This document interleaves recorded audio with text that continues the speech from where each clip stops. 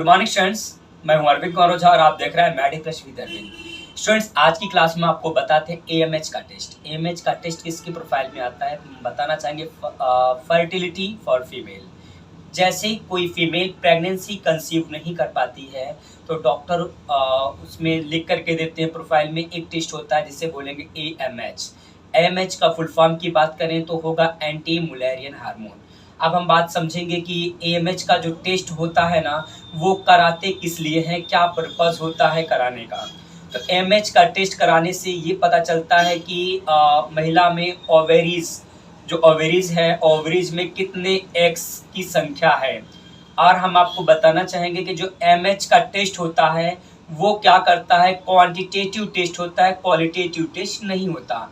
बात हम अभी कंफर्म कर दें आपको कि क्वालिटेटिव और क्वांटिटेटिव में डिफरेंट क्या होता है।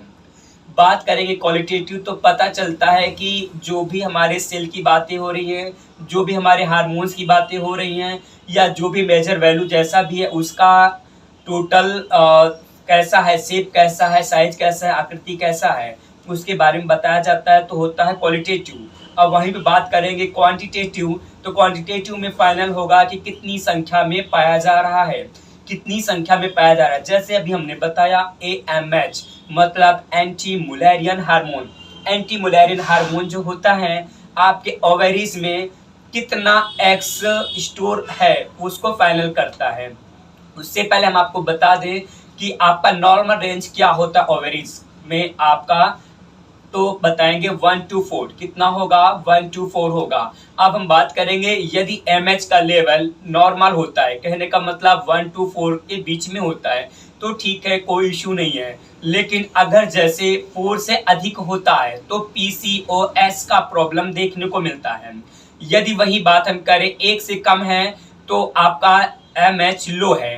अब रिपोर्ट को हम रीड आउट करते समय ध्यान देंगे क्या, यदि किसी पेशेंट का एमएच का लेवल कम है तो हम नहीं कह सकते कि वो फर्टिलिटी के काबिल नहीं है। नहीं, फर्टिलिटी होगा, ऐसा नहीं है, असंभव नहीं है।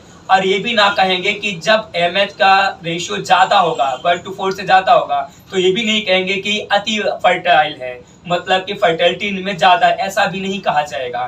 क्यों? क्योंकि एमएच के टेस्ट को हम फाइनल का टेस्ट नहीं मानते हैं, कंफर्मेटरी टेस्ट नहीं है। ये सिर्फ ये बतलाता है कि ओवरीज में एक्स कितना स्टोर है, तो हमने आपको बता दिया। अब हम बात करेंगे कि क्या रीजन होता है कि इसको कराया जाता है। जैसे पहला रीजन होगा अगर कोई महिला प्रेगनेंसी कंसीव नहीं कर रही है। दूसरा रीजन होगा कि बाय द वे किसी महिला का मीनोपॉज होना है तो कब तक हो सकता है, नियर अबाउट उससे पता लगाया जा सकता है। तीसरी बात करेंगे अगर आप आईवीएफ को प्लान कर रहे हैं, ऐसी स्थिति में भी आपको एमएच का टेस्ट कराना होता है। ये स्थिति होती है एमएच का टेस्ट कराने में। तो मैंने जो बताया एमएच का टेस्ट सिर्फ इसलिए होता है कि उसमें एक्स की संख्या कितनी है। नॉर्मल रेंज को माइंड करके चलना होगा। नॉर्मल रेंज होगा 1 to 4, कितना होगा, 1 to 4 होगा। और किसी भी स्थिति में ये नहीं कहा जा सकता है कि ये कंफर्मेटरी टेस्ट है। और आता किसके अंतर्गत है, ये आता है आपका फीमेल इनफर्टिलिटी पैनल के अंतर्गत। अब हम बात एक बार करेंगे, शॉर्ट में बता देना चाहेंगे कि फीमेल इनफर्टिलिटी टेस्ट में क्या क्या होता है। मैंने इसकी पिछली वीडियो में बता चुका हूँ, फिर से एक बार रिकॉल करा देता हूँ। इसमें आपका होगा, पहला तो करेंगे thyroid, T3, T4, TSH, LH, FSH, MH, और एक टेस्ट होता है PRL जिसको बोलेंगे प्रोलैक्टिन टेस्ट।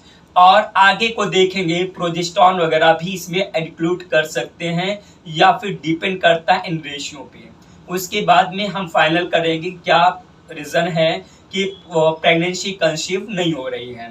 तो ध्यान रहे आपको इसी तरीके से इंफॉर्मेटिव वीडियो पाने के लिए बने रहिए आप Maddy plus with Arvind. Best of luck, have a nice time.